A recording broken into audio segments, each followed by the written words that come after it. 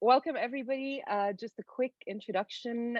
This is the 75th Cairo Climate Talk entitled Fragile Ecosystems and How to Protect Them, New Forests and How to Grow Them. Just a quick intro of CCT itself. CCT is a German-Egyptian environmental platform created to hold a space for dialogue across stakeholder groups on issues related to climate change, including relevant environmental and social challenges. CCT aims to help educate and inform not only issues and the science and technicalities around them, but also policies, innovations, and attempts that attempt to help solve and mitigate these issues. If you would like to find more information, please visit cairoclimatetalks.net. So our topic today, when I was asked to moderate it, I was a little bit taken aback, and possibly because of the same, if you guys were listening before to Professor Hani and Dr. Cyril Noon speaking, I was taken aback with why forests. So the World Wildlife Organization estimates that 80% of the world's terrestrial biodiversity can be found in the world's forests. Consequently, they've been much of the focus for environmental conservation efforts. And while we're all familiar with phrases like the lungs of the earth and terms like deforestation, it's unclear how in Egypt this is relevant to us, since in Egypt, of our 1,010,000 square meters, upwards of 95% of it is desert, and almost none of it is forest. Instead, Egypt's biodiversity is represented in its fringing coral reef systems, its Nile Valley, its desert oases, Sinai Mountains, and desert gardens and wetlands created by our Nile Delta. However, still globally, deforestation remains a real concern. And while the rate slowed from 16 million hectares a year in the 90s to 10 million hectares a year, this does not mean that the actual area of forest is not remaining to fall to agriculture, mining, and urbanization. So because of that, there are clear efforts to try to reverse this trend and its effect on climate and biodiversity.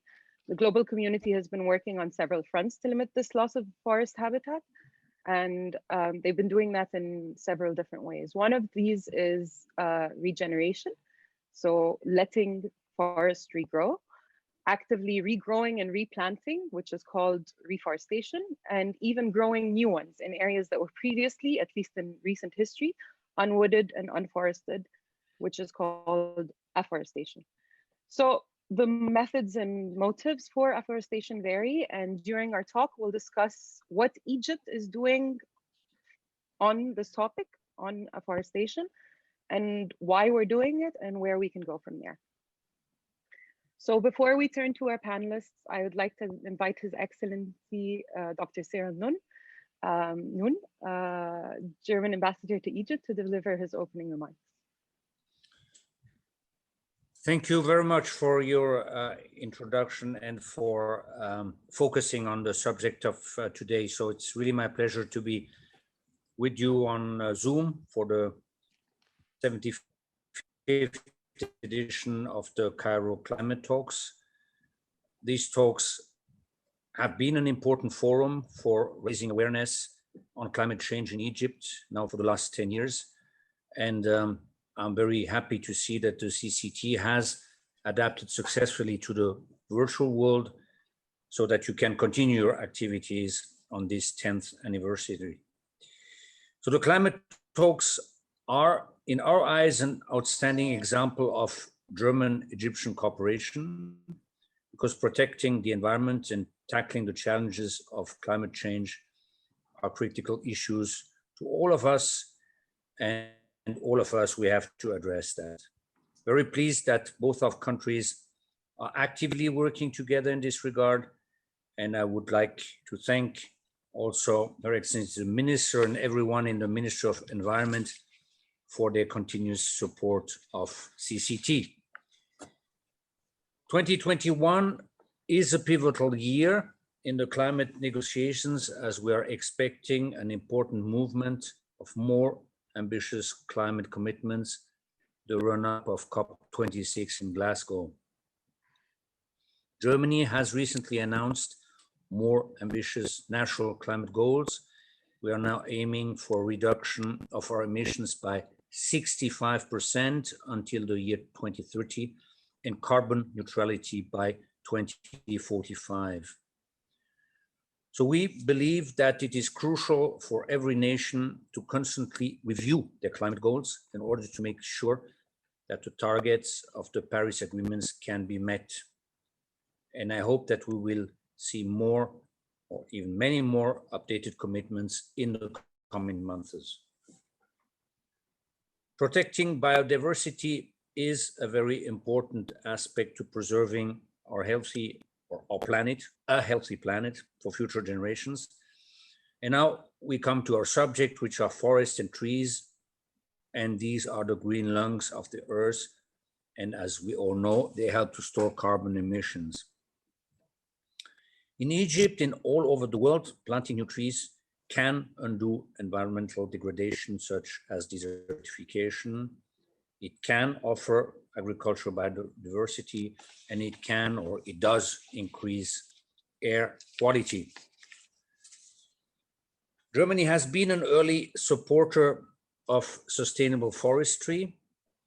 And indeed, I was told that the concept of sustainable forestry was developed by a German civil servant like myself in the 18th century in Saxony, and it has been developed to include social and ecological components since then. So we all are working on preserving and restoring our forests all over the world, and particularly also in Germany on many levels. You know, those who are familiar with that in Germany there is a federal forest law and there is a federal forest strategy from 2020. We are actively engaged in promoting afforestation around the world. For instance, with our partners in the African Union, we are working within the African Forest Landscape Restoration Initiative, AFR 100, to restore forests on the continent. You know that 30 African countries have already committed to restoring 127 million hectares of forests by 2030. This is very important, and we know also that Egypt and its government is committed to this effort. On a global level, we are supporting efforts to reduce emissions from deforestation and forest degradation through an initiative which is called the REDD Initiative, REDD+, in over 40 countries and in 15 regions. So I'll tell you all these efforts because we would like to address the multiple dimensions of forest landscape restoration, which means forest protection, biodiversity, intact ecosystem services, and securing access to land and resources. This is a challenge every country in the world has to meet. Restoring our forests will not only have positive impacts on climate, but also on poverty reduction and food security. I'm therefore very happy, and we at the embassy are very happy that the Egyptian government is also actively engaged in restoring forests and planting new trees in Egypt, and that Egypt has chosen to promote its natural protectorates in order to encourage ecotourism all over the country. And you mentioned yourself in your introduction, ecotourism in the Red Sea. I monitored many things also in my diving activities. This is has nothing to do with forest, but this is extraordinarily important for many reasons. Egypt is blessed with a wonderful ecosystem, and I think that today's event is an excellent opportunity to discuss how to preserve and how to protect it. So thank you for joining us today. Thank you especially to our distinguished participants, and I wish you a very fruitful discussion. Thank you very much. Thank you very much, Your Excellency. And now to deliver our opening remarks on behalf of Her Excellency, the Minister of Environment. Dr. Ayman Hamada is the head of the Central Administration of Biodiversity at the Egyptian Environmental Affairs Agency. Dr. Hamada. Thank you, Ms. Farah, for the introduction. Actually, to be honest, I hate to do formal opening remarks or opening speeches, but I have to because I'm doing it on behalf of Her Excellency, the Minister, Dr. Yasmin Fouad. So in the beginning, actually, I have I would like to ask you to allow me to extend the greetings of Her Excellency, Dr. Yasmin Fouad, and to convey her sincere apology for, of course, for not being able to be with us today. And also, I would like to express my gratitude to the Embassy of the Federal Republic of Germany in Cairo for their kind invitation and for giving me such wonderful opportunity and honor, actually, to be with you with this fantastic group of experts and distinguished participants and guests. In few days, on the 5th of June, the world will celebrate the World Environment Day 2021. And this year's theme is ecosystem restoration, which calls us to reimagine, recreate, restore, and to take urgent actions to safeguard and restore the degraded ecosystems. In the line of this year's celebrations, we will witness the launch of the UN Decade on Ecosystem Restoration. And in the year 2019, the UN General Assembly called for a global action to scale up the ecosystem restoration efforts and declared 2021 to 2030 as the UN Decade on Ecosystem Restoration. It aims at halting ecosystem degradation and restoring the degraded and the fragile ecosystems.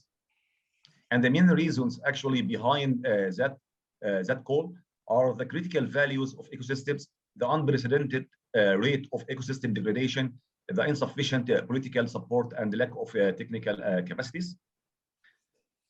And actually, I'm confident that we all aware of the value of the value and role of biodiversity and ecosystems in supporting all forms of life on Earth, as they are critical for the health of both the planet and people.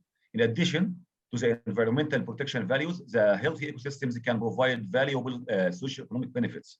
They provide basis not only for the livelihoods of many marginalized and poor communities, but also for the sustainable and green economic growth. Thus significantly contribute to human welfare and to achieve most of the sustainable development goals. In other words, I can confidently say that the SDGs are not achievable without halting and reversing the degradation of ecosystems and restoring them to their healthy state. We know that there are already millions of hectares of ecosystems are under restoration across the globe, and the decade will support and enhance these efforts and other similar restoration projects or programs. Forests actually are one of the most critical ecosystems that sustain life on Earth.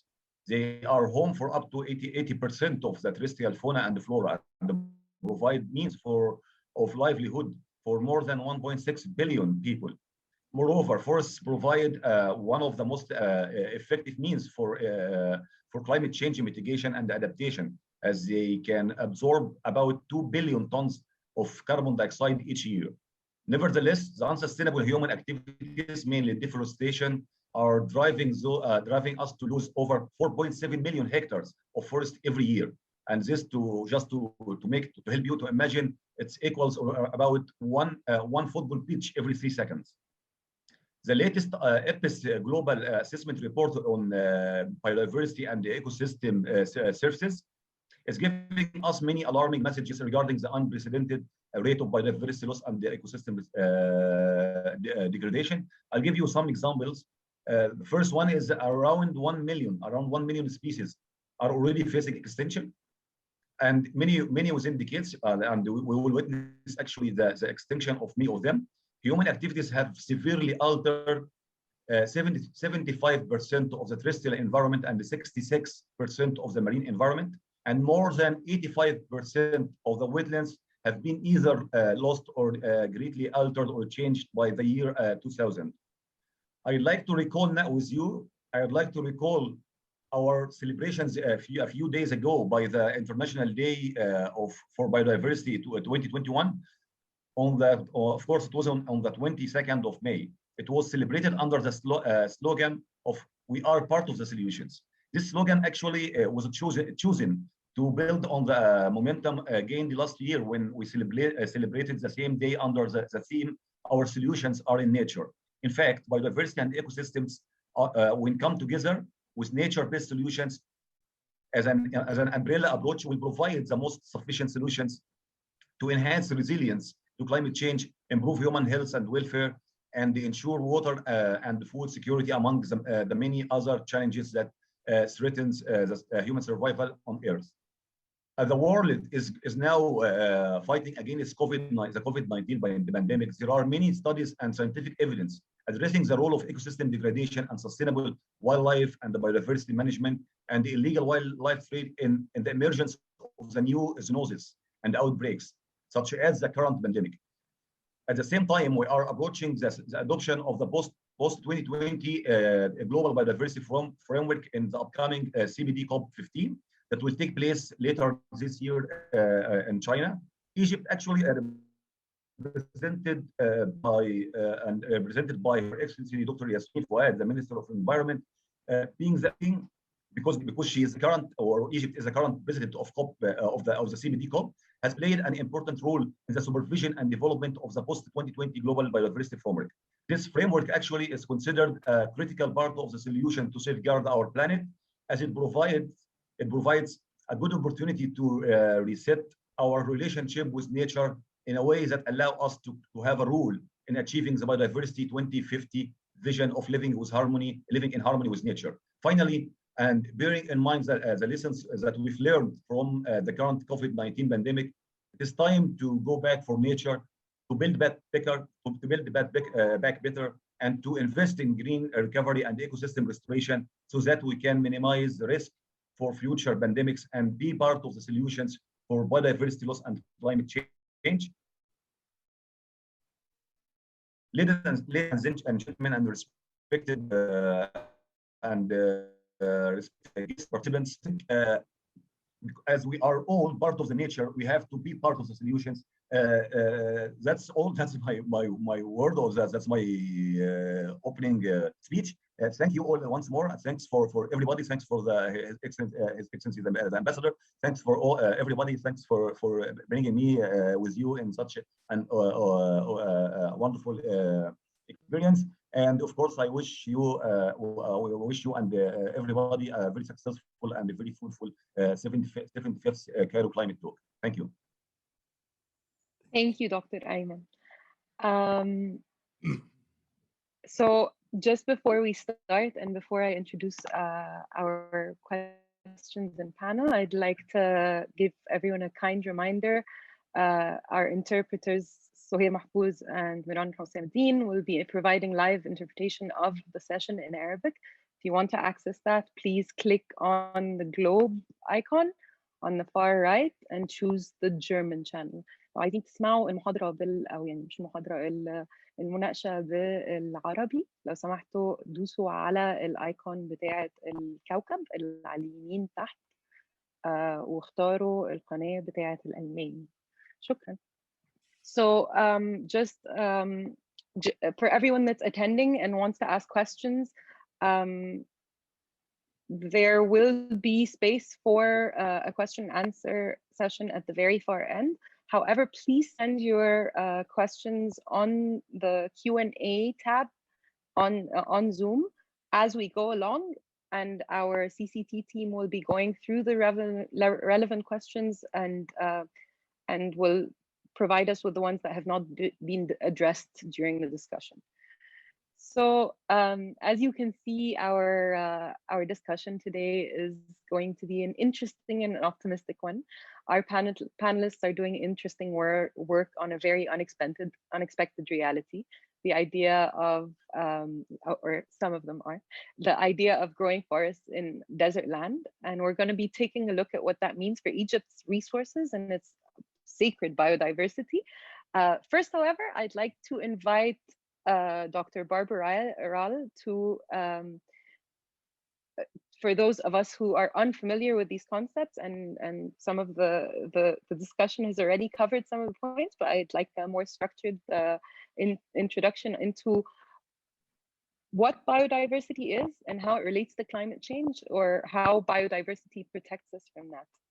By way of introduction, Dr. Ral is an independent biologist. She's an innovator and entrepreneur. She founded the Zebra Filter in 2015, a company based on her own patented technology, which uses biological processes to remove bacteria from lake water as a filtration system. She served for years as the district of Potsdam-Mittelmark as head of climate protection management. And now she is self-employed and an independent biologist. She has also started 2 system transformation projects on her forest system transformation projects on her private land, which she now offers tours of in order to communicate lessons learned. Dr. Barbara Ral. Yeah, thank you very much, Farah. Thank you very much to the Cairo Climate Change panel. I'm very honored to be able to speak here. I only want to do a very short introduction and share with you a project that I did in my private forest. I'm not a forest expert, but I've heard that we have a great cooperation with the Technical University of Munich, which is great, because I myself come from Bavaria and I know Bavarian forestry is, well, we do forestry for living for hundreds of years, so they have a lot of experience. However, I live in Brandenburg at the moment, which is quite different from Bavaria because it's very dry and very sandy, and a bit more similar to Egypt than the Bavarian soil and forest. And in this, for German standards, very dry and sandy forest, I did some practical experience and some experiments. I used only a small part of my forest to well, as I said, the starting position is soil and sandy forest, which has a lot of stress from heat and lack of rain. And if you walk through this forest, you can feel the drought. I've brought a picture in the background. So what you see in front, the brown area, is the standard situation, how it started. And in autumn, 10 years ago, I planted several deciduous trees, which are now about 8 meters high. And you can see it in the middle of the background where it's very green and fresh green. And today, if you walk through this forest in summer, can really feel the difference. You can feel how it's cooler and how it's wetter. And it's how those leaf trees are a relief for animals and for humans to walk through. And the funny thing is, when I started this project, all the experts told me, this is not possible here. We have tried it and you cannot do it and it will not work. And I still did it and it did work. And it's great to see how many birds and insects and other animals moved to this small field and live there. So there is a lot of biodiversity in this small area. Now, this, of course, does not really protect us from climate change, but it protects us from what follows the climate change. I also work in the fire brigade, and I had a lot of burning woods, and I was in burning woods, and it's quite dramatic here in this area of Germany. And the trees are under stress from parasites and other animals. And with larger biodiversity, you have a chance to also grow a larger range of predators, of animals who eat up those parasites. And a larger range of plants which are able to cope with the dry conditions is also an effect of the larger biodiversity. And those deciduous trees also make a far better soil. And this better soil is able to keep the humidity, to keep water from the rare rainfalls. It's able to store water, it's able to store microbes, and it also protects the so-called mycorrhiza, that is fungi who work together with the trees, with the roots of the trees. And all this protects from heat, and all this also protects from spreading of burning in the woods, because the fire usually spreads on the floor. And if the floor of the forest is covered with leaves, the fire cannot spread so much. And well, in the end, if we can protect the forest from fire, this in the end is also protection of climate change, because of course, the less trees are burned, the less carbon dioxide is emitted into the atmosphere, and the less heating of the atmosphere is generated.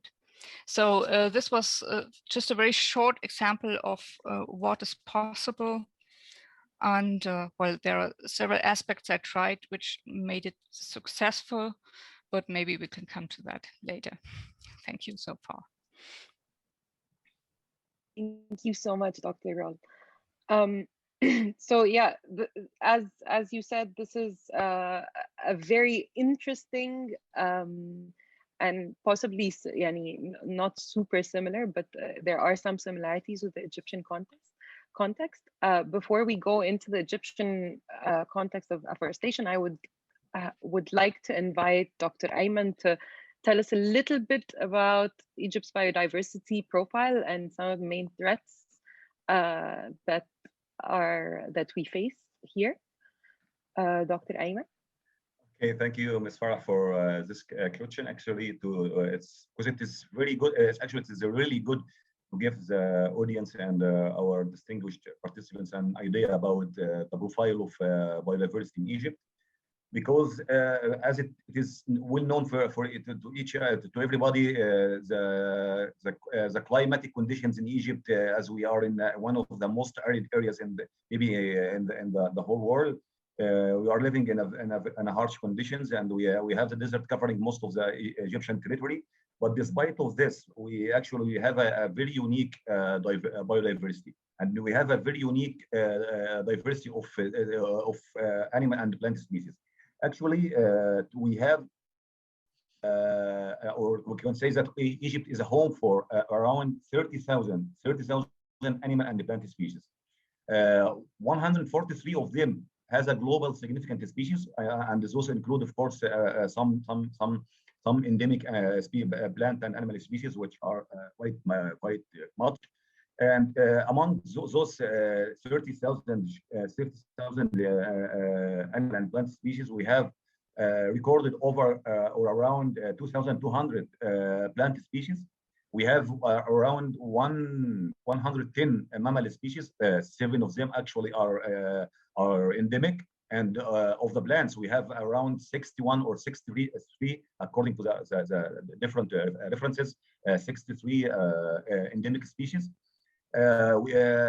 Fishes, we have more than 1,200 fish species. We have over 325 coral species.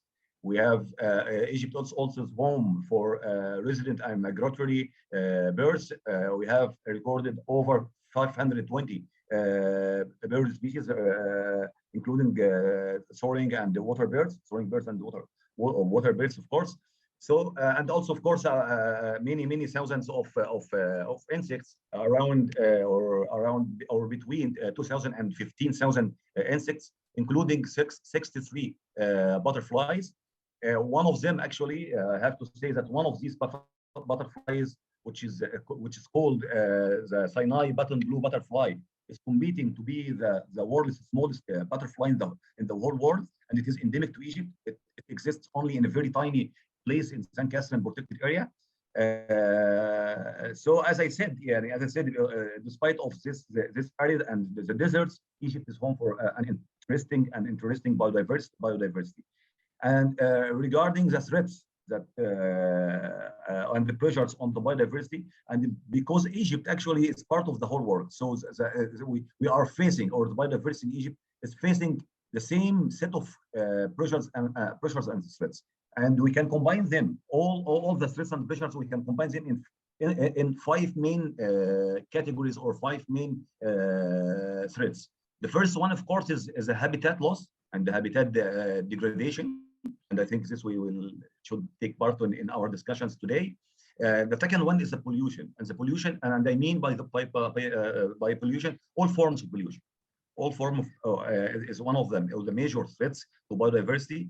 And the most important one as well is the overexploitation. And this one in particular, we are facing, actually, it causes us, let's say, headache, actually. It is one of the most important threat and direct driver for biodiversity loss in the whole world, and Egypt as well, and especially in the marine resources, actually, because it's as been declared or stated or published by the EPIS report, or the latest EPIS report. The marine environment is mainly affected by the overexploitation, and this is the same situation we have in Egypt. And the fourth main threat on biodiversity is invasive alien species, which are the plant or animal species that have been intentionally or unintentionally introduced into the Egyptian environment, and then they cause economic or health or any environmental harm or environmental degradation. Those are also one of the main threats to the biodiversity. Of course, the last one is climate change, and this is one we will talk about later on in this discussion. So climate change is affecting actually biodiversity in many other ways, and maybe we will afterwards in the upcoming discussions and the questions, we will maybe give a brief account on how the climate change is affecting biodiversity. Thank you, Dr. Hamada. I'm so sorry. I just realized that in having opened up the panel discussion, I was unable to introduce you properly. So Dr. Ayman Hamada has 24 years of experience working with the EEA on protected areas, which is why, and biodiversity management, which is why obviously he is extremely passionate about biodiversity and wildlife monitoring and conservation. And he's also served in the protected area of St. Catherine specifically and has worked on establishing the first community-based natural resource management program in Egypt. Thank you so much, Doctor. I wanted to actually, I know we've already touched on that a little bit, but Dr. Barbaral, could you please help us just define why specifically afforestation has been used in order to, why it's actually being used instead of reforestation approaches or just regeneration? Why have we decided to plant our own forests instead of letting the ones that we used to have regenerate?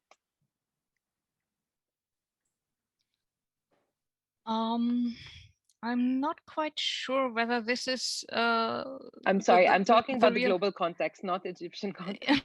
Okay, yeah, because I think what we urgently have to do is keep all the forests that we have and transform those of which we see that they cannot survive the climatic change.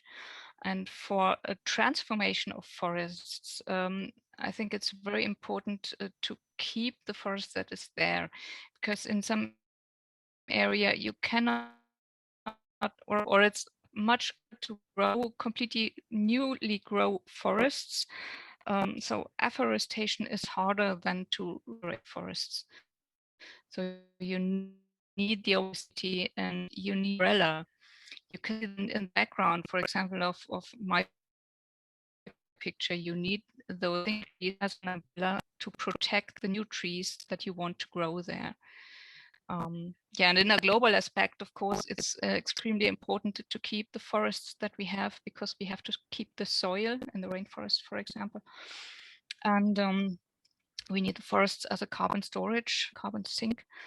But what some people tend to forget is we also need the soil. You can also store carbon dioxide in the soil, in the humus soil, which is also very important. Yeah, but I don't want to talk too much. We have many experts so much. in the panel. No. You're. This is exactly what I was hoping you would highlight. So one of the greatest drivers for afforestation being carbon capture and carbon sequestration, and of course, most people don't think about biodiversity being the actual soil, being all of our microflora and all of our amazing funguses building this really vital and vibrant ecosystem underneath the soil. So thank you very much. Okay, so what we've touched a couple of times on the fact that it's very hard and very difficult to grow forests from scratch or do afforestation, and with Egypt being such a water poor nation and having so much difficulty securing our water, I'm sure a lot of people have questions as to how we can do that in good conscience. How can we grow forests in good conscience in Egypt? And the answer, of course, lies in one of our other huge challenges, which is that Egypt produces 7 billion cubic meters of water waste annually, which has been used and capitalized upon by one of our esteemed panelists. Dr. Hani Ketib will now share his experience, and I will be trying to illustrate it by sharing some of the images that he has shared with us. Dr. Hani is a member of Egypt's Presidential Advisory Council to the scientists and experts. He's a senior scientist at the Technical University of Munich, and he leads the Egyptian Scientific Center for Innovation, a multidisciplinary team of scientists and experts that support the development of Egypt. His academic studies were in agriculture, forestry, and biometry, which he earned in Egypt, Germany, and South Africa, respectively. He is an international senior consultant, the bulk of his research and interventions being in land use, forestry, resource management, and agribusiness. He's designed projects for land rehabilitation and forest management in Africa, Asia, and South America. And he initiated the development of sustainable forestry in desert lands in Egypt using sewage water, and established the cooperation that we've discussed a couple of times today between the Egyptian government and the Bavarian state. Dr. Hani, can you please share with us why you chose to promote afforestation in Egypt? I will be sharing the images that you wanted me to share. Yeah, right maybe now. First of all, I would like to thank the CCC for the invitation. I also would like to thank very much His Excellency, the Ambassador of Germany, Dr. Non, and also Dr. Ayman. And I would like to ask Dr. Ayman to send my regards to Her Excellency, Dr. Yasmin Fuad, the Minister. I have one comment, first of all, really, because I was really very interested to hearing two issues. His Excellency, the Ambassador, said that the fourth sustainability comes from a German one.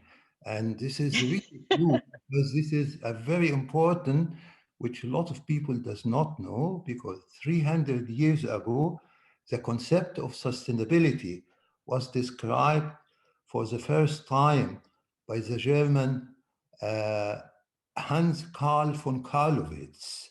This is 1713, for the sustainable management of forestry resources. Simply, because the time is very tight, this means not to cut more than grows, yeah, and keep forests and their production and the job sustained. And actually, the street of our university is called Hans Carl von Karlowitz. So this is really a very important issue, because we are talking sometimes about sustainability, and we do not understand really sustainability. I have to say, the forest people understand what sustainability. We are talking about a rotation period of 200 years, and therefore we have to think always sustainable. And the second point was Dr. Ral said that she has, that people do not believe her to establish forests in such a climate. I have invited some of the German experts, very well known worldwide, and I said to him, try to do something in Egypt. And they said to me, impossible. And they could not believe it. And I have a state secretary, went with him privately to Egypt, and we showed the forest, and he was very astonished.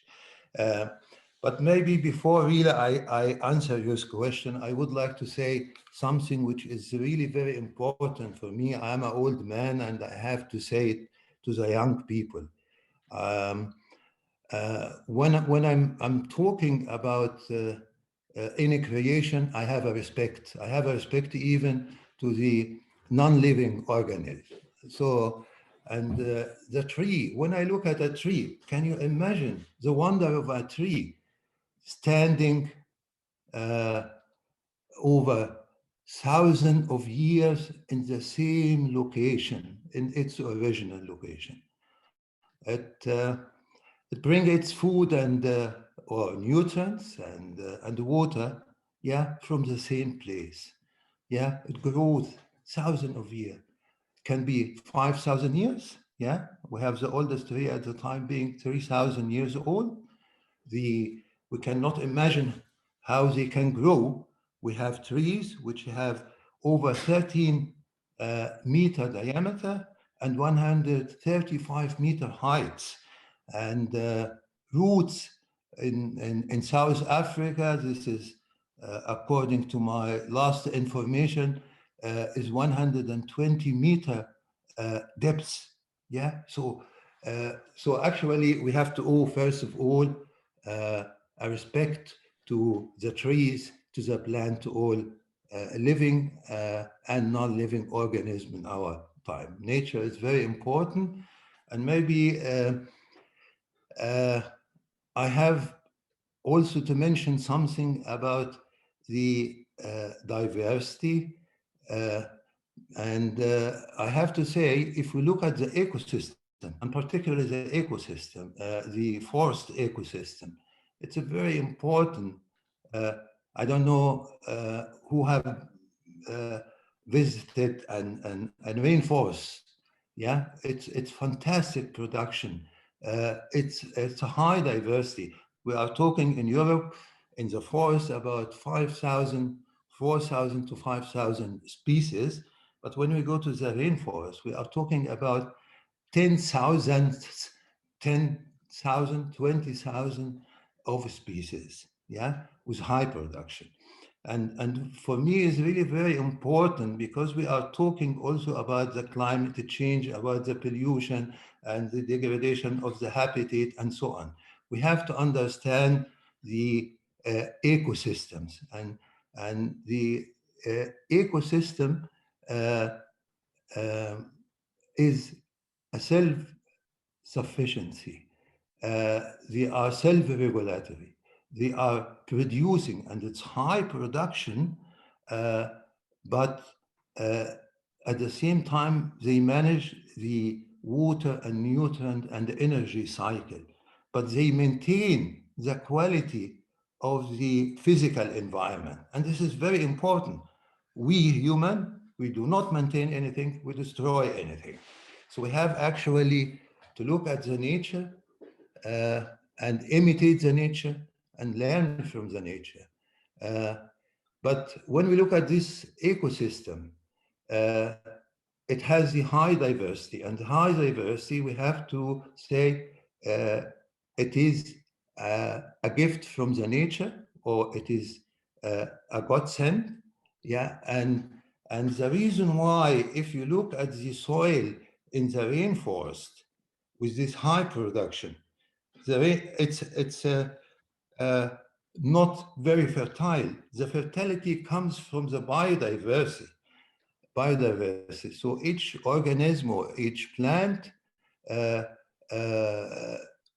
gives the other plants their needs and otherwise. So, and this is very important to have the high diversity. And this affects something which is very important for the description of an ecosystem, is high stability. And what does it mean, high stability? This means high resistance and high resilience. And the high resistance is the resistance against all hazards that affect the system. And the resilience is that the system has elasticity, and the system are able to return back to its origin in case of any disturbance or damage.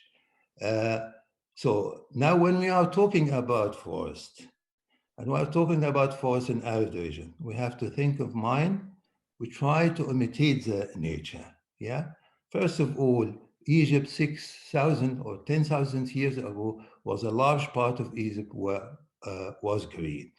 And second, Egypt was the first country worldwide over 1,000 years ago during the Fatimid era, which has established a national forest organization, and was a production of wood, and ships were built and were sold, and with the profit of that, the old Cairo, the Fatimid Cairo, was built. This is very important.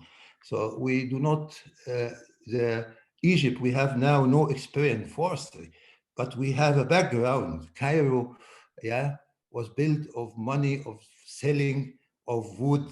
Yeah, this is, yeah. So it's not new, and but we actually have no experience. We have no forest. There is very little natural forest in the south of the country. Just relics. We have some mangroves. Yeah, and actually then we don't have forest. And then in the mid-90s, Egypt have started an excellent project which using, as Farah said before, said before, yeah, sewage water. So they use this sewage water in the afforestation, yeah, and this was really an excellent idea, and yeah, and we can see here a part of these what the Egyptian government have started in the mid-90s, and so you have a sewage water plant, and then you have a nursery, and then you grow the trees, and then you see how does the forest looks like. Yeah, but Egypt, as I said, has no experience because there is no forest land in Egypt. So Egypt has typical mistakes, which we can see it worldwide when we do our research. And I will say the example of China, because China is a country which we never have in man history such a large afforestation and reforestation as happened in China. But also China has done the mistake, and we were involved in some project in China, yeah, for this mistake. So the quality of seed was not really very good, or the quality of the plants and so on. So they are suffering from fulfilling the protective and environmental aspects from the forestry done. So, and this mistake has happened also in Egypt. And so actually it was an German-Egyptian actually collaboration and visit that I started to be really interested in the forests in Egypt. Maybe this starts 2007. Yeah, and by the way, Dr. Ayman, we have established an agreement between our university and the Minister of Environment in Egypt, and to establish a sustainable forestry management. So it changes the idea of just afforestation to have a sustainable forestry in desert lands. Yeah, and so we get some fund from Germany, from the Foreign Ministry in Germany, and from the DAAD, and I started this project. Yeah, and I said, okay, why we try really in improving the situation that we have a sustainable forestry, and we have to keep in mind. Yeah, here this is the participant in our project. Yeah, and yeah, and we have done some research to see the potential in Egypt, and it was really very high. We find a lot of forest species are grown in parks in Egypt since over 200 and 250 years, and excellent that we tried actually here to establish, to introduce different species, high quality species like mahogany, like teak, and so on, like acacia mango. Yeah, and we can see here the potential of the old afforestation we have. If we can go back one slide, please. This will, no, the next, please. Yes.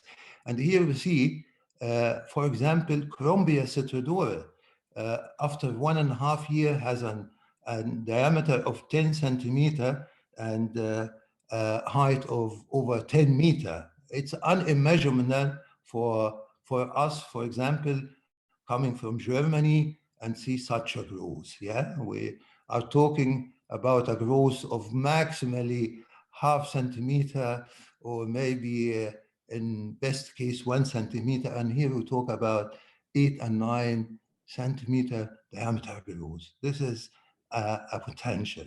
Yeah, and I have to say, really everyone did not expect this high potential. Yeah, and it's not a magic or something like that. This is very simple because Egypt has sufficient sunlight, and in addition to that, in different to your project, Dr. Ral, we use here the sewage water, and the sewage water has nitrogen and phosphorus. So, and this is the very important for this effect of the growth. So it is the interaction between the sunlight and the nutrient included in the sewage water.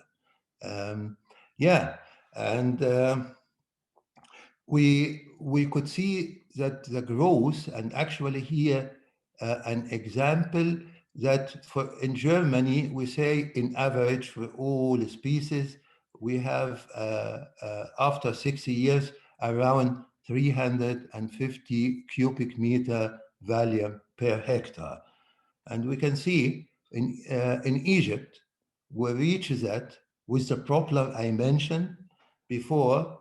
Not high quality seed, not really the best seedlings, and we reach that after 11 and 12 years. So it means in the growth potential is quicker 4 to 4.5 times than in Germany. So, and then the CO2 sequestration, and this is one of the main point in the mitigation. Yeah, so we have after 10 or 12 years around 50 tons per hectare per year. This is a lot.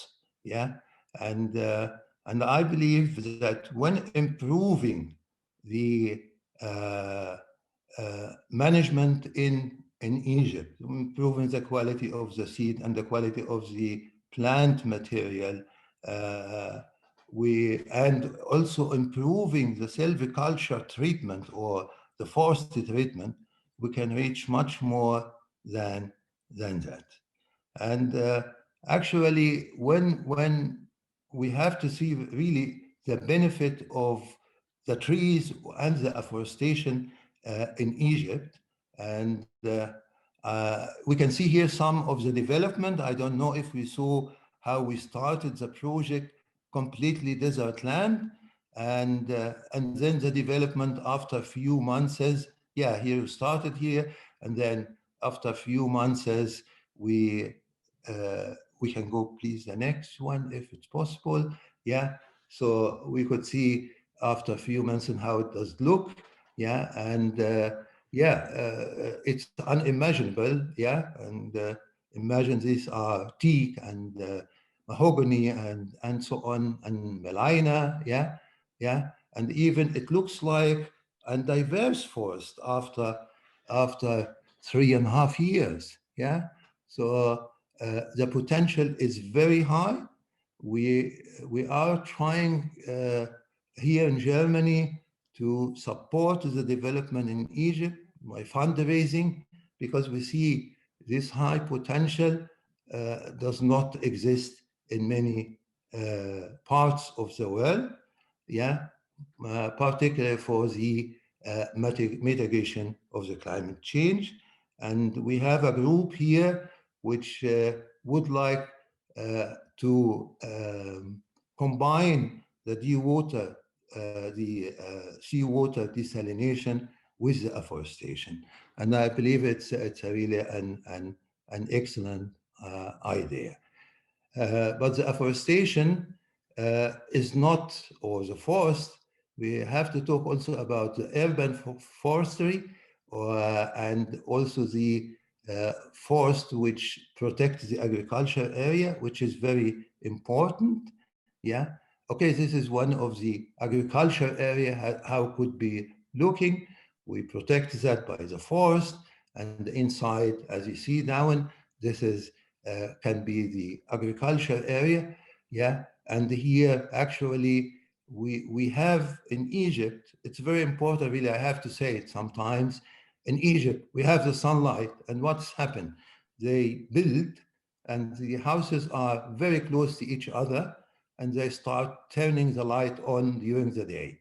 Actually, this, we have to have a space for greening the area between the houses.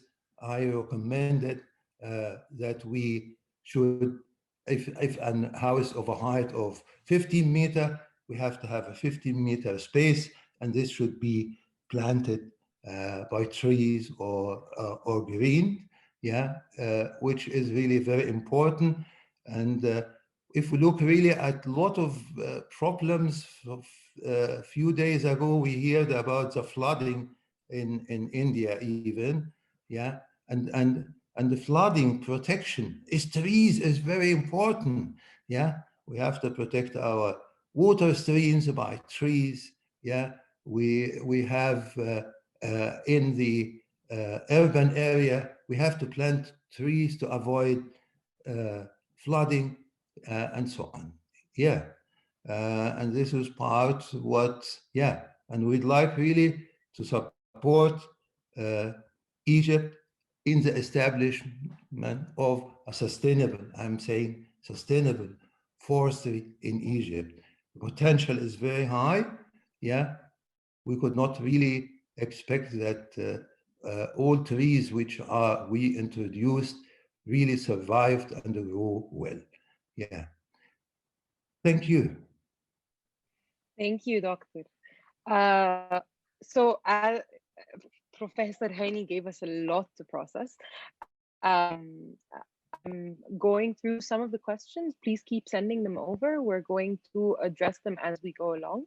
Some of you had already questions about the idea of urban forestry and you know how to plant inside the city. Obviously, a lot of this is close to a lot of people's hearts, especially in Cairo, because they don't understand the patterns that are going on around them of older trees being put down and cut down.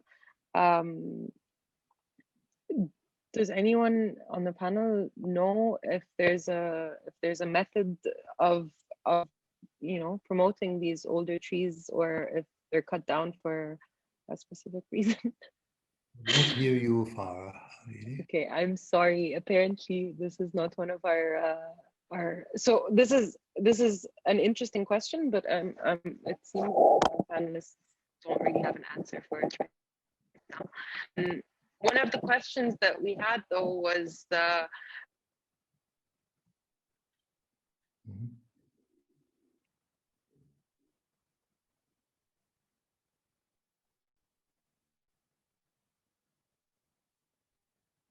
My apologies, I seem to have a connection issue. So one of the questions that we wanted to tackle was whether there is opportunity to create afforestation projects that instead of silviculture are focused more on agroforestry.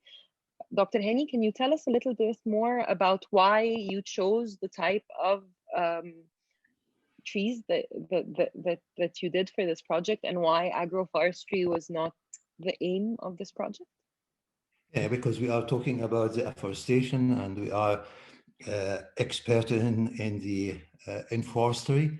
Yeah, but actually, what I could see in Egypt, that Egypt does not need only afforestation. Afforestation is an excellent idea, because I didn't really talk about the why I really put a lot of efforts in afforestation since over 15 years.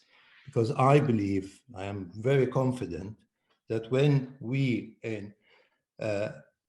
start a large scale afforestation in the appropriate area, yeah, that will have, this will stimulate the cloud formation, and this will end at the end with rainfall. If we have this chosen this area correctly, that it has some factor which support, yeah, the rainfall. So this is very important. So I believe we have scarcity in water, and we should use the sewage water, which is hazard for the health, human health and environment, and use it really that we grow forest, so we sequester CO2 or carbon dioxide, and at the same time we enhance the situation for rainfall that the country needs. Yeah, so this is very important. But I was consulting some countries in Africa for the Great Green Walls, and what I recognize from the governments, all of them, they are very interested that the people get some jobs from that, and the people also should eat something, and this is actually is very important. And my suggestion was, okay, we should hear talks about a protection, but maybe I say something before that, because Dr. Ral said we should first rehabilitate the forest. If we have forest, we have to conserve it, to rehabilitate it. This is the most important. So improve the forest situation, the already existing forest. And then when we establish new forests, so we have to talk about a different system, because the people need something for their food requirements. So we say, okay, we can have a part, this part protect the agriculture area, this is a forest, and then we within this protected area an agriculture activity, about animal husbandry, and so on. So we gain a lot in that, yeah, that also everyone knows the forest is protected. I tell you that we were in Ethiopia, and the natural forest is really so degraded, yeah, and I saw year to year when I'm in Ethiopia, not in the mountains, the natural forest, but in the valleys, that the savanna is degraded from year to year. So the people, yeah, take the animals, yeah, and let them eat from the savanna, or in the natural forest, in the mountain area, they let their animals go to the forest and they eat, yeah, and then the forest is degraded, no diversity, and so on, yeah. But actually here, what we can do for such a situation, we will do for the people who need something fodder for the animals. We have to plant area for the fodder. We have also planted some plantation forest that they can use it as a fire. So we can protect the natural forest, yeah. And we have in that case to rehabilitate the natural forest. So we started in the natural forest with rehabilitation, yeah, with some indigenous species, which was lost through the misuse of the forest. And this was really a very good idea to do it. And this is what I also recommended the African countries in what to do in the Great Green Wall. However, in Egypt we have a desert climate. We have always wind, and we have sand. And this is actually make damage for the plants, yeah? And we have some losses of the yield because of that. So when I protect the agriculture area by windbreaks, this is very, very important, yeah? So I avoid this damage. But we live in a desert, in a country with a scarcity of water. So when I protect the area by windbreaks, I keep the humidity in soil and in plants. So I'm saving water. But I have to think of different system, because the agriculture system, which exists in Egypt or worldwide, I have to say, is a system that is not sustainable, that destroying our resources, this polluted our soil, polluted our groundwater, our air, and so on. So we have really to think of a system of high diversity. This is very important for the stability of the system, yeah. And but we protect that. We have to reduce our water consumption, and this should be actually the future of the agriculture in Egypt. And what I talked with His Excellency, the President of Egypt, that we combine the urban area with the agriculture area, and also an industrial area, but we talked about green industrial area in that case. So this is very important actually for the development of the agriculture sector in Egypt. But forestry is also important, because I didn't answer your question about the importance of the afforestation, but I think I need maybe 5 minutes. If you have the time, I can go on, yeah? But it has a lot of benefits. It has really a lot of benefit. We talked about adaptation and mitigation of climate change. We should say it's also protect against the desertification, coastal protection, very important in Egypt with the sea rays in Egypt. So coastal protection, yeah. Very important issue maybe, which not a lot of people do not know. We listen through, if you have afforestation or forest area or urban forestry or windbreaks, you lessen the temperature fluctuation between day and night. And this is very important, yeah, for the plant protection, for example, if you're talking about agriculture. This is also important that we have some cooling,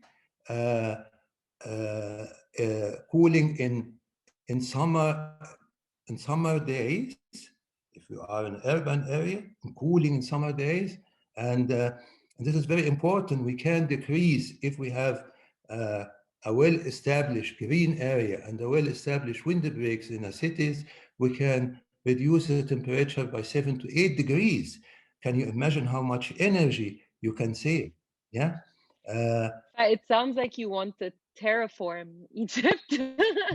No, sounds like we want to terraform Egypt. We're gonna send you to Mars on your next project. Find a way to get the water there to stay where it belongs.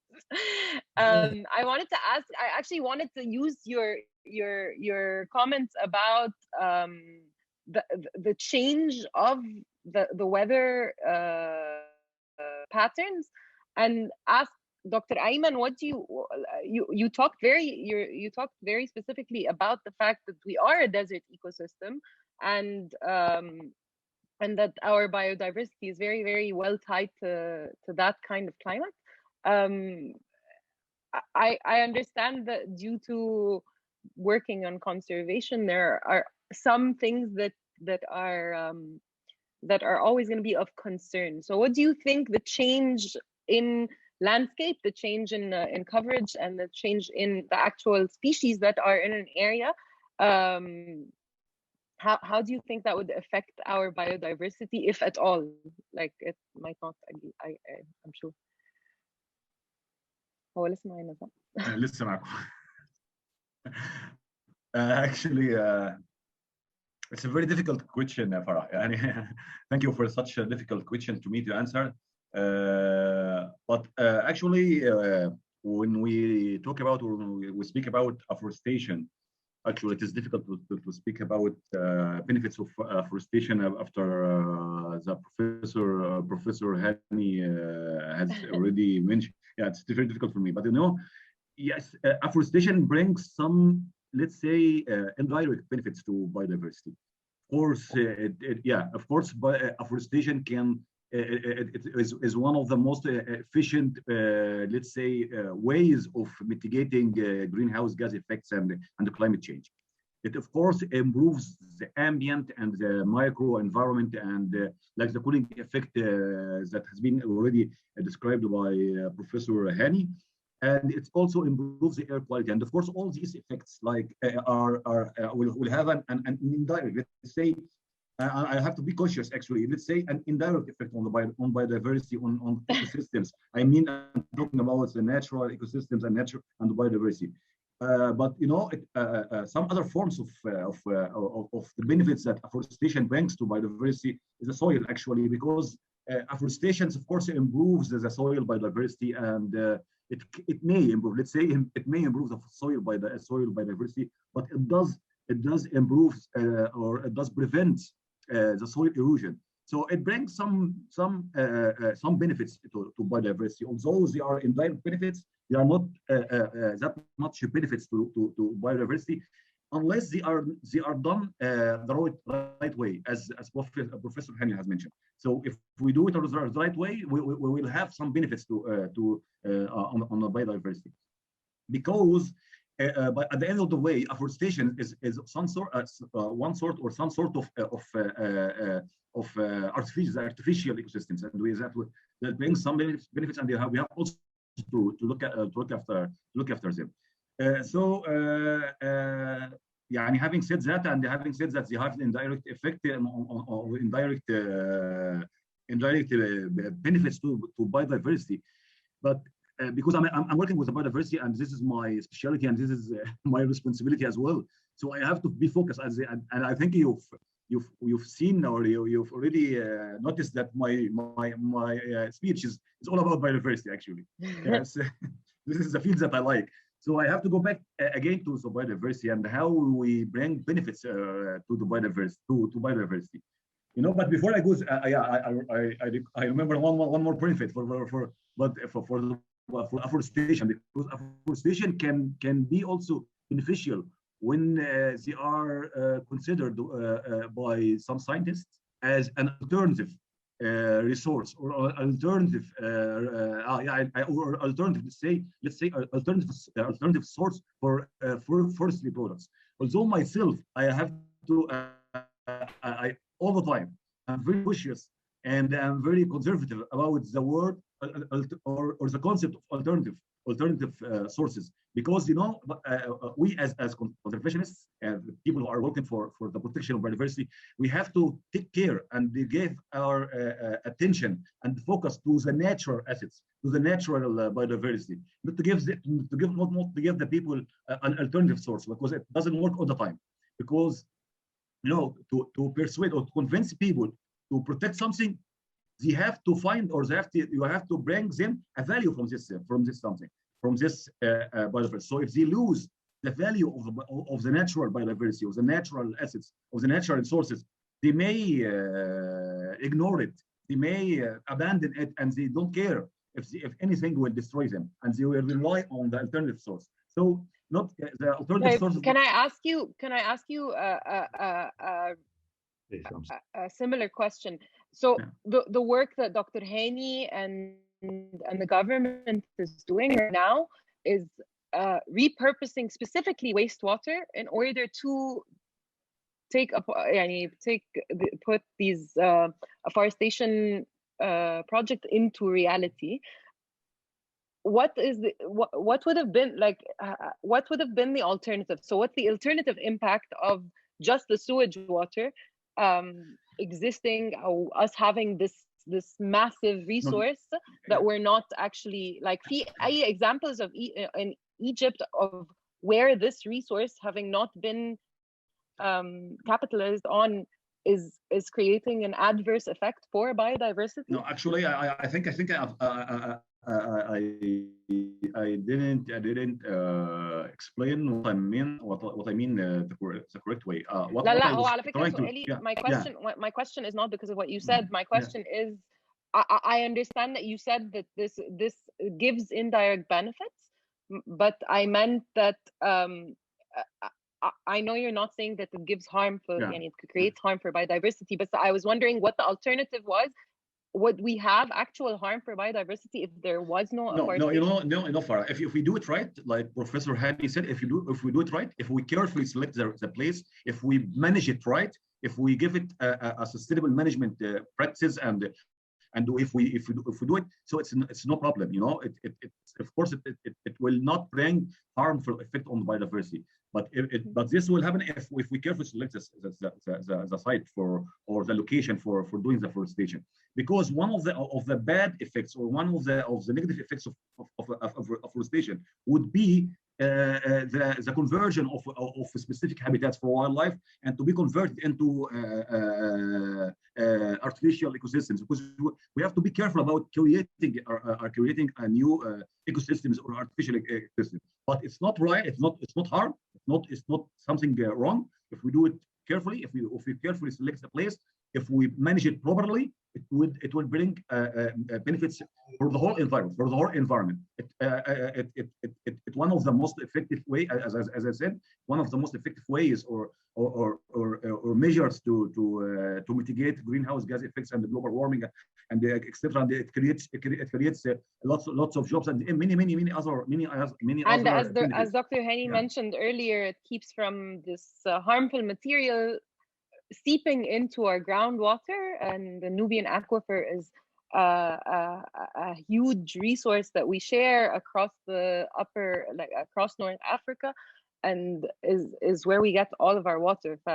My question was more related to what happens if our aquifers are poisoned, like in terms of biodiversity. What happens if we accidentally poison our aquifers with sewage water? The water has to go somewhere, doesn't it? Yeah. That's why I said very shortly, because the word or the term, if we do it right, has got many other criteria, many other subtopics. So if we do it right, if we properly manage the water, if we properly treat the water, if we consider and what's the underground water in our concern, and if we think of all the impacts, whether they are positive or negative, if we plan it right, and if we implement it right, and we manage it right, so we will minimize all the possible or potential negative effects. But overall, the overall effects are much more greater than the bad effects. But let's go back again. Yeah. I have, Malish, Dr. Ral, I wanted to ask you actually, because you and I have actually discussed this before, in as Dr. Hamada was talking, it's very important to consider where you're growing and what you're growing when you're doing afforestation. And in your experience, actually, it was something that you and the rangers did not see. You and the government, the scientists in the area did not see eye to eye on, because of the type of trees that you were planting. There's a question on what kind of trees, why did you choose them, and why you felt that even though they weren't suitable for that specific habitat, it was important to actually plant them. Yeah, your question, why did I choose those trees? Well, I chose a range of trees, several trees from the area, and also one or two trees that are not typical in this area. And I just tried. Sometimes if you don't have enough expertise or papers on it, you just try it. And I tried several types of trees. And the interesting thing is we expected that not even half of them would grow in this area, and all of them grew, and much more than we thought grew. And now we even have difficulties that it's too much and we have to take some of them out. And we had an action, it's called Act for Peace, Act for Change, and I had classes, I had school classes in there to work in the area and take the plants out. Sorry, well, just to clarify, which types of plants were you having to remove? From all the types I planted, I had to remove about 60% because it was just too much. We had so many seedlings because everybody said they won't grow, just take a bit more. We had so many seedlings, and all of them grew to adult trees. So we had to take out a lot of trees afterwards. Well, what kind of trees did I try was the question. So in the area, what we have was Pinus sylvestris, and it's very important to have this around, as I said. What we planted was Quercus rubra, which some people do not like, but it makes very large leaves, which are very good to protect the spread of forest fire. We grew Pseudotsuga menziesii, just because forest experts said this is a very precious timber tree and you can sell it. So we have to earn some money from the project or the less. The one that was in discussion was, for example, Robinia, because some people said, well, this is a neophyton, don't spread it, don't plant it. But if you see that this is the one that grows very good in this area, we now rather say, why not use it? Why not plant it? If you see that it can cope with climate change and it's the only tree that works very good without much care, why not plant it? Because it makes very good leaves. It is very good for insects and bees, and it makes very good timber, and it grows perfectly. What we also planted was sorbus and a lot of betula. Betula, we first thought, well, it needs a lot of water. You cannot plant so many trees which need so much water, but it worked. Makes very good leaves and very good soil also. And we planted acer, different types of acer. And because you mentioned before the combination with agriculture, I have a second project where I use sugar maple, Acer saccharum, also to have some precious trees where you can take food from them.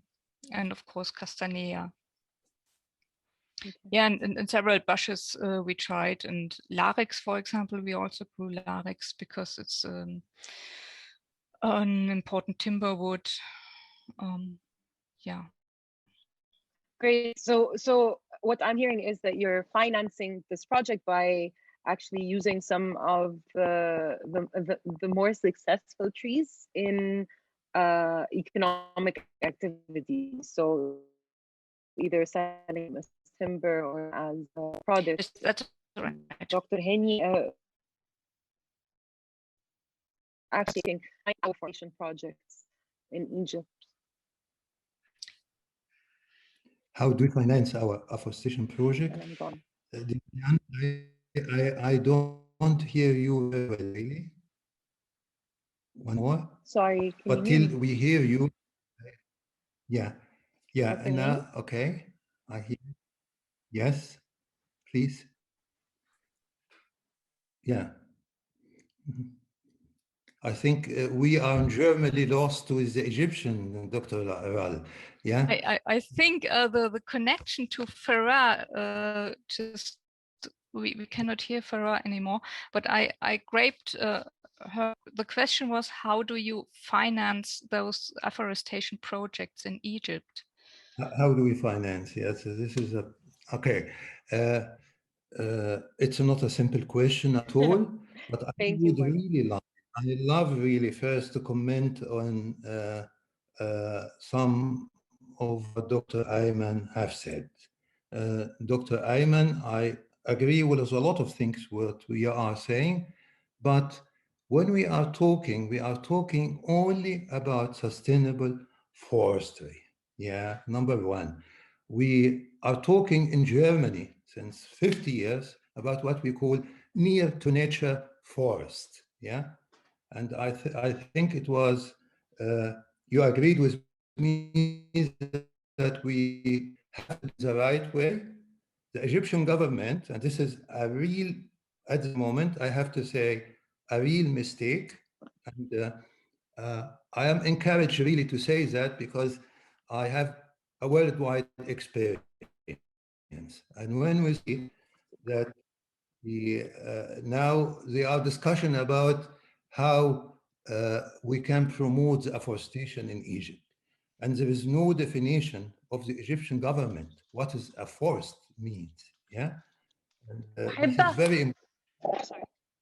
I have to say, maybe you can support us in that point, Dr. Ayman, that we have to say, when we talk about the forest, we have to define the forest. It has to have diversity. I would say we have to say a specific height, a specific crown service area, at least 30%. Otherwise, we are talking about afforestation and forest. And what will going to happen is the plantation of annual fast-growing shrubs and maybe tree that cut in 1 year. And this has nothing to do with, we can say it clearly, we are producing, for example, we need something for the energy and we do that, or we need it for some specific industry like MDF or HDF or something like that, but we should not call it forest. And if we are talking about forest, we have to have a specific definition in Egypt, and I suggest one and send to the Prime Minister. Yeah, I don't know if you are involved in this talk about the afforestation in Egypt. So this is really, for me, is very important. And then when we are really thinking that, first of all, from the Minister of Environment or Minister of Agriculture, yeah, has to be really in afforestation area has to be in one hand. Now, everyone, all ministries are involved. There is no solution will not come to establish a sustainable forestry in Egypt if there is no that. The afforestation, we have His Excellency the Ambassador talk about the German law, and therefore was the collaboration which I supported between the Bavarian state, Germany, and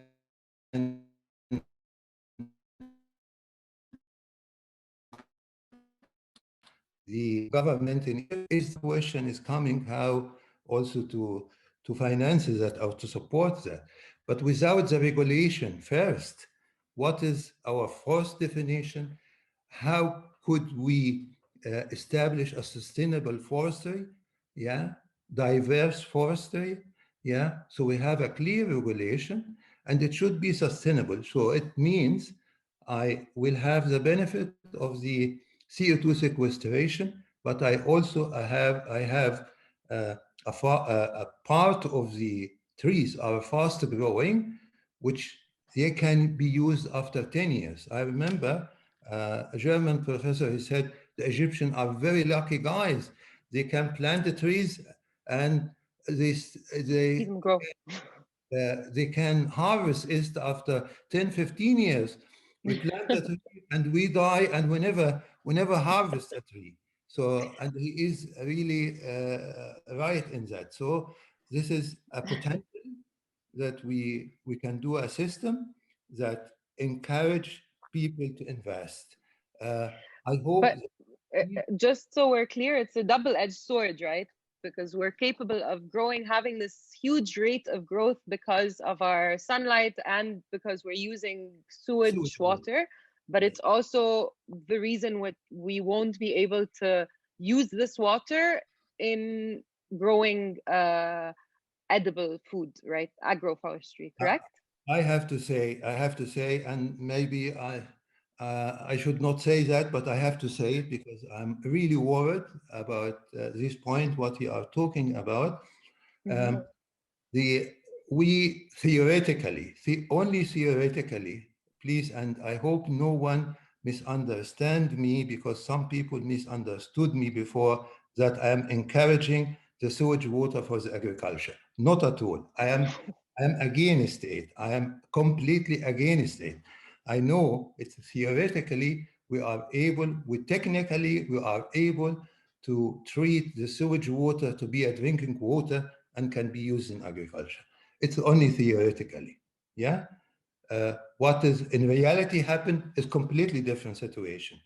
And the Egyptian have an Egyptian code, yeah, that according to the degree of treatment, it can be used for example, for forest or for energy production, yeah, and if it have a complete treatment or what they called in Egypt the tertiary treatments, it can be used for the agriculture. And for the less for treatment, primary treatment or secondary treatment, the farmer are allowed only to plant these plants according to the code. Yeah.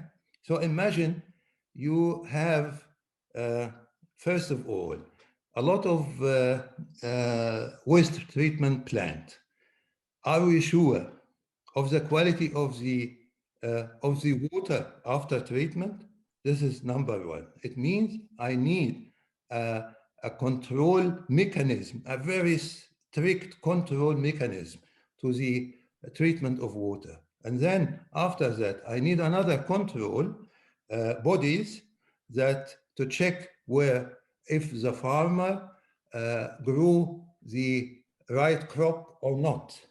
And it is disaster. It means we don't have such a control mechanism. We don't have it. We have to so the problem lies in management. Otherwise, I hear today the alternative in resources, and we have many alternatives in Egypt. Water desalination, seawater desalination. We have to collect. Do you know that we have a rainfall of 51 billion cubic meter per year in Egypt? Do you know that? Yeah, this is a huge amount, but we lose it all. We have only from this amount 1 billion cubic meter. So we have to harvest rain. We have to harvest dew and fog. Yeah, we have to generate water from the atmosphere where is high humidity, like for example the North Coast. This is an alternative for the water. Then we can use it in agriculture.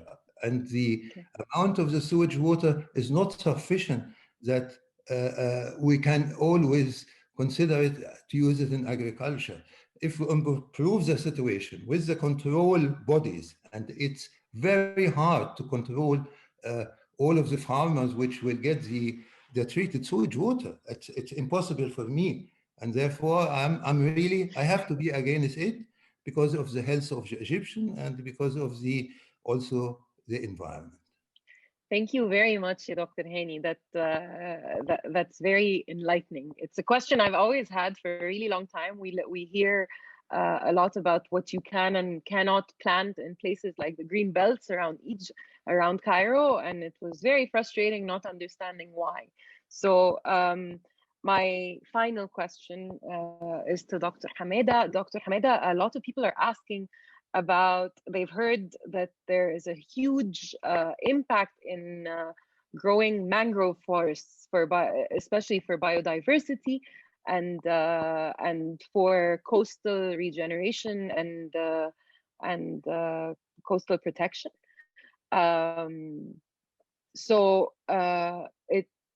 My question to you is, how do you think this applies in Egypt, if at all?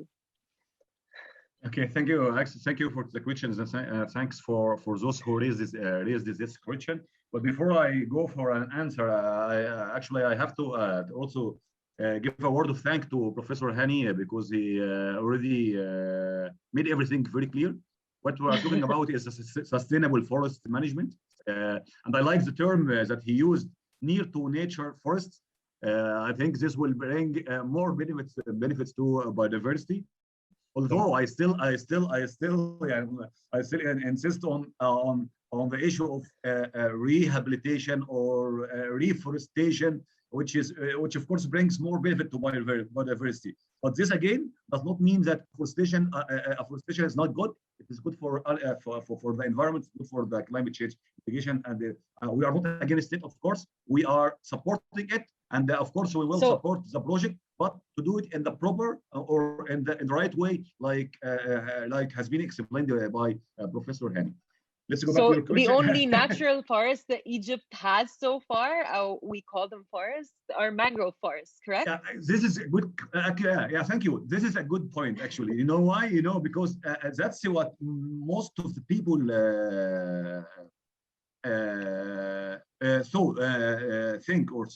think. Yeah, that's most of the people think. According to the FAO definition of forest, of course, mangroves are forests for many reasons. But I want to tell you something else. If you go back, if you go further in southern Egypt, south. If you go to south, Jabal Alba, Jabal Alba, and Alai. When I went there for my first time, I spoke to or I told my friends, listen, my dears, we are not in Egypt. We are now in Africa. Because I've been to many countries in Africa. I've been to like I can say most of the African countries, and I like the forests very much. So if you go there, you will find a very rich cover and a very high percentage of acacia cover. So I believe that we do have what is called acacia forests, but unfortunately we don't have enough data or sufficient data to judge that they are actual forest. It is, but if you look at some of the pictures, even if you look at the satellite image, you can see a very dense cover of acacia. So I think that we do have another type of forest, which is acacia forest, which is far in the south.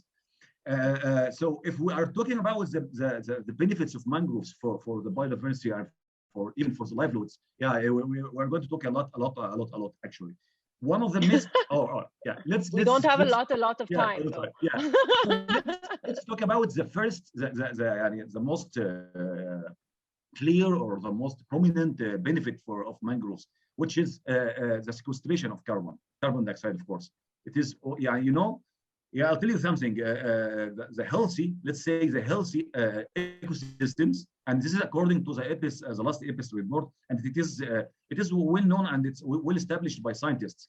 Healthy ecosystems can absorb up to 60% of the man-made of the carbon or carbon emissions, which is of man origin, of human origin. So of course, this is the first benefit from mangroves. It is one of the most important carbon sinks. And according to one of the recent studies on the capabilities of mangroves to absorb carbon in Egypt, although we don't have this huge area of mangroves. All what we have in Egypt is around 700 hectares, but they can absorb, or they have the ability to absorb around 31 or 35 megagram of carbon each year. So this is the most prominent of the first benefit to come to our mind. If we are talking about the status of mangroves in Egypt, actually, I have to. I'm very happy to say that the status is not that bad, because most of the mangrove stands in Egypt are located within protected areas. So there are lots of care. They are properly managed. Although we do have some of the stands, actually, especially those which are outside the protected areas, are suffering from some pressures and threats from the tourism activities and even from the local activities of the local people. And that's why we started a project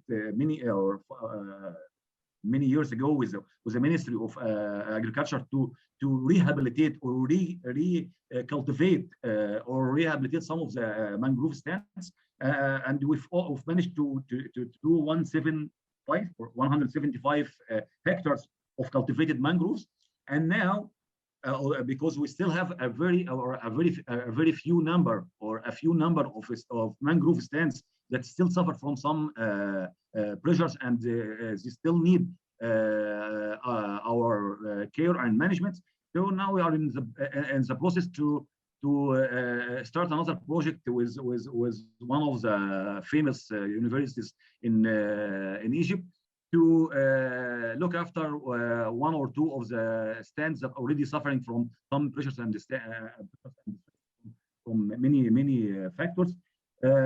So let's say the status of mangroves are not bad. They are properly managed, and they are, of course, delivering their services and for the community and for the Egyptian people. And also we are one of the benefits that we are working on it in the Ministry of Environment is the ecotourism, and how to make use of such natural resources or such ecosystem to bring more ecotourism benefits to. I know we are running out of time, so. But thank you for mentioning that. That is a huge program that yes, the government is working on right now to protect mangroves and to promote ecotourism around them. Thank you to all of our speakers and to all of our attendees. I unfortunately have to wrap up. Some things which have said, and I am not satisfied with it, how it ends. That's very clear, because I think Dr. Ayman gave the impression that the afforestation is not good. Yeah, and this is no. I have to say it here as I have to say it, please. Okay. Dr. Haney, I'm going to ask you in your closing statement, because we really are running out of time. If the afforestation is not the right way, and we should do rehabilitation. Rehabilitation, I fully agree with you. But when you give the impression that afforestation, because when you convert a desert land to a forest land, you will lose something of the desert land. I didn't say, no, I didn't say this, Dr. Sorry, Dr. Henny, that's not what he was insinuating. He was actually stressing your point of the importance of management. But I'm gonna have to. In Egypt, and the situation in Egypt, that you need afforestation and that you need trees whenever you do that. And when you convert the desert land to a forest, you are increasing the diversity. It is a protection for the whole system in Egypt. And when we give the impression it's not, we should go far away of it, I do not agree with that. And this will be a false conclusion. Okay. Mr. Farah, before, please, yeah, because I think this is, and there's hundreds of alternatives. We should not concentrate on one. Yeah, we have larger desert land. Before you close, before you wrap up, معلش ثانية واحدة أساتذة أنا I have to close this down and I will clarify right now, I promise. Okay, so both of you have agreed that the most important thing in this process is the correct management, choosing the correct place, choosing the correct resources, and managing it well. Okay, but it's I'm sorry if there was a misunderstanding. Sorry, Ms. Farah. Sorry, Ms. Farah. I have to give it just half a minute. Dr. Hani, I've said literally and explicitly that I do support you. That we do. I said it literally. I'm not talking about supporting me. I'm supporting the Egypt and supporting the world with the correct system. And we have a lot of alternative, and we should, just. I totally agree that afforestation brings benefits to the environment. I totally agree on this, and that's what I already mentioned very clearly and very explicitly. Not only the environment, it's much more than the environment. It's much the environment and the people, of course, the people as well. Problem, desertification problem. I don't know how many thousands of benefit I can tell you, and it's not only the environment. I'm really sorry. I've already mentioned many of these. Gentlemen, I'm gonna have to interrupt. No. I'm sorry, Dr. Ayman. أنا أسفة جدا. أنا لازم أعترض على إن النقاش يبقى two-dimensional, and everybody is gonna start misunderstanding what everyone is saying. So we have agreed that it is an incredibly important project that has made a wonderful use of what could have been a highly toxic and highly adverse material, which is our sewage water. It is a very important thing to do like nature.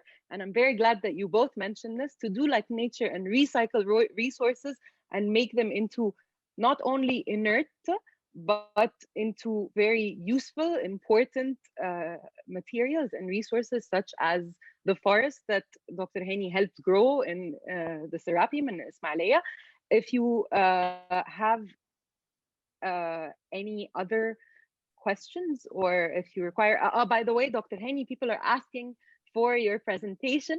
If you're interested in sharing that with our attendees, everyone is very interested in seeing those lovely pictures again, and is very aware of how important the work that you are doing in afforestation in Egypt is and how vital it is for in terms of resources and in terms of recycling our wastewater, and of course in terms of terraforming Egypt and creating cloud and precipitation, inshallah.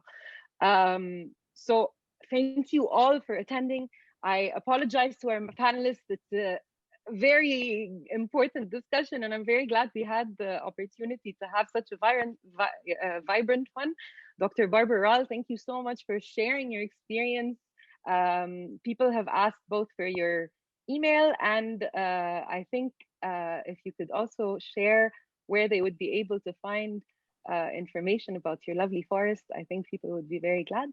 Dr. Hani Ketib, thank you so much for your experience and sharing your energy and experience and your love for Egypt with us. And Dr. Ayman Hamada, thank you so much for filling in for for the Ministry of Environment and for sharing your amazing knowledge and very varied knowledge about Egypt's biodiversity. I'm very interested in talking to you again soon. Thank you all to to all of our attendees. I believe our CCT coordinator has a final word about our next panel. Perfect. Thank you so much. Also, Farah, thank you so much for an absolutely excellent moderation. Thank you so much for wrapping it up so beautifully and bringing everyone to shine and bring in their expertise. Thank you so much. Thank you so much also experts to sharing your expertise, and of course the audience. I'm just here to very quickly say that next time on the 6th of July, we're going to talk about diversifying the Egyptian energy mix further by looking at the potential of green hydrogen. So not only hydrogen, but specifically green hydrogen with a lot of potential to be a more sustainable energy storage as well as to produce energy. So we hope we'll all see you there, and thank you all so much for your interest in CCT. Thank you very much indeed. Thank you. Thank you very much. Thank you. Thank you so much. Bye. Okay, All right, bye. everyone, have a lovely evening. Thank you.